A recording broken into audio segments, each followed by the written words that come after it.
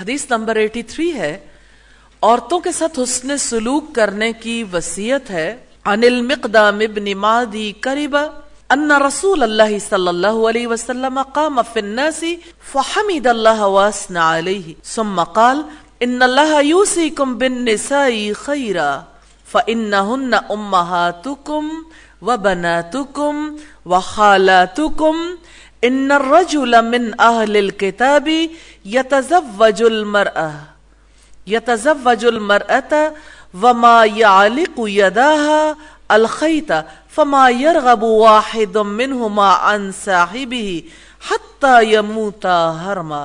حضرت مقدام بن معدی کرب بیان کرتے ہیں کہ رسول اللہ صلی اللہ علیہ وسلم لوگوں میں کھڑے ہوئے اللہ تعالیٰ کی حمد و ثنا بیان کی، پھر فرمایا اللہ تعالیٰ تمہیں عورتوں سے حسن سلوک کی وصیت کرتا ہے کیونکہ وہ تمہاری مائیں، بیٹیاں اور خالائیں ہیں۔ دیکھو اہل کتاب کا آدمی کم عمر اور فقیر عورت سے شادی کرتا ہے، پھر ان میں سے کوئی دوسرے سے بے رغبتی نہیں کرتا حتیٰ کہ وہ دونوں عمر رسیدہ ہو کر مر جاتے ہیں۔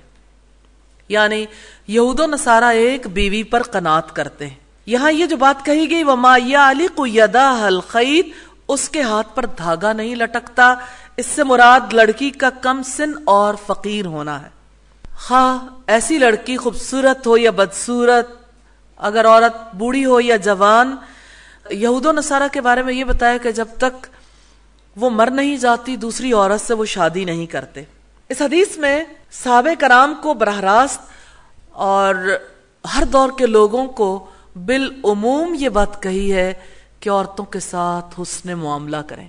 سورہ النساء میں رب العزت نے فرمایا عورتوں کے ساتھ خوش معاملگی کے ساتھ رہو، کسی وجہ سے ناپسند ہو تو عجب نہیں کہ ایک چیز تم کو ناپسند ہو اور اللہ تعالیٰ نے اس میں تمہارے لیے بہت خیر و برکت رکھ دی ہو۔ ایک صحابی نے عرض کیا کہ اللہ کے رسول، ہم میں سے کسی کی بیوی کا اس پر کیا حق ہے؟ یہ شوہر پر بیوی کے حقوق کے بارے میں فرمایا یہ کہ جب تم کھاؤ تو اسے بھی کھلاؤ، جب تم پہنو تو اسے بھی پہناؤ، اور دیکھو اس کے چہرے پر مت مارو اور اسے بری بات مت کہو، اور گھر کے علاوہ اسے کہیں تنہا نہ چھوڑو۔ ہمارے یہاں تو مرد پورے طریقے سے مینٹلی پریپیئرڈ ہوتا ہے شادی کے بعد۔ آپ دیکھیے جیسے بچے بھی ہو جاتے اور اس سے پہلے بھی کہ نارملی کتنے ہی کام ہیں جو مردوں سے متعلق ہوتے ہیں، چاہے گروسری کا ہو، چاہے پک اینڈ ڈراپ کا ہو، عورت پورے طریقے سے ایک ڈرائیور بنا کر رکھ دی جاتی ہے۔ یعنی اکیلے کہیں لے کے جانا اور کہیں سے واپس لانا دراصل یہ مرد کی ذمہ داری ہے، لیکن یہ ذمہ داری کتنی آسانی کے ساتھ عورت کے سپرد کر دی گئی۔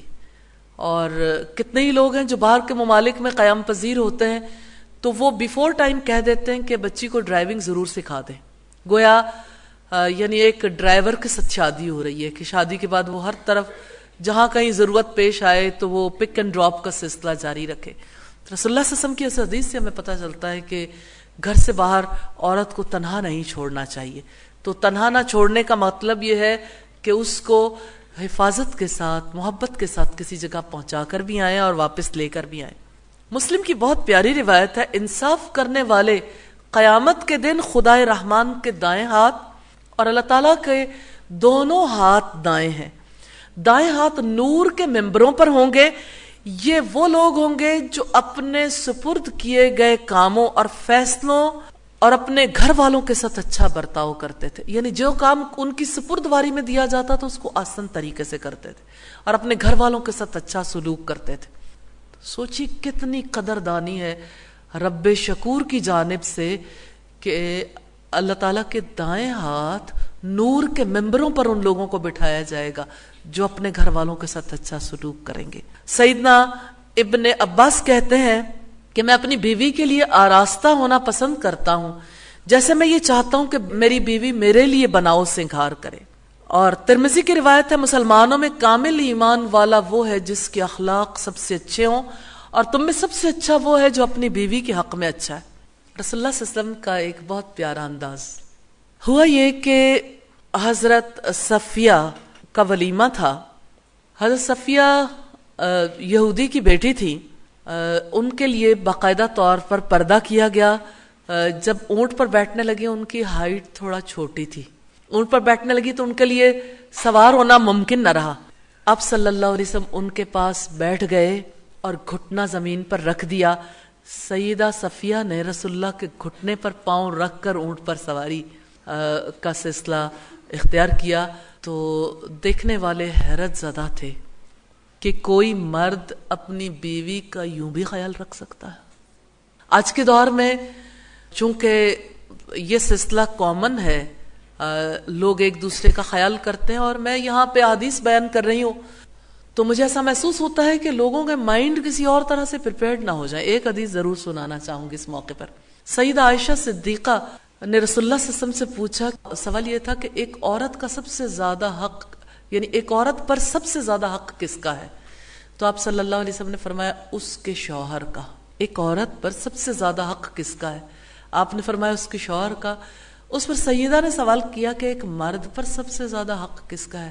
آپ صلی اللہ علیہ وسلم نے فرمایا اس کی ماں کا. یعنی حسن سلوک اپنی جگہ پر ہے، لیکن حق کے اعتبار سے اگر دیکھیں تو حق ماں کا فائق ہے.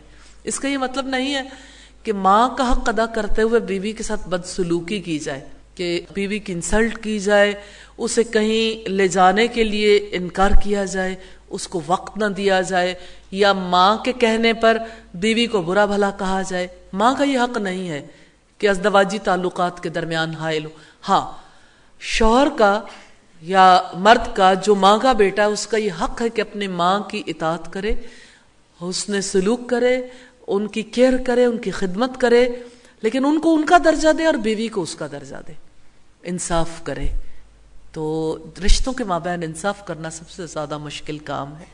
اللہ تعالیٰ توفیق عطا فرمائے مسلمان مردوں کو.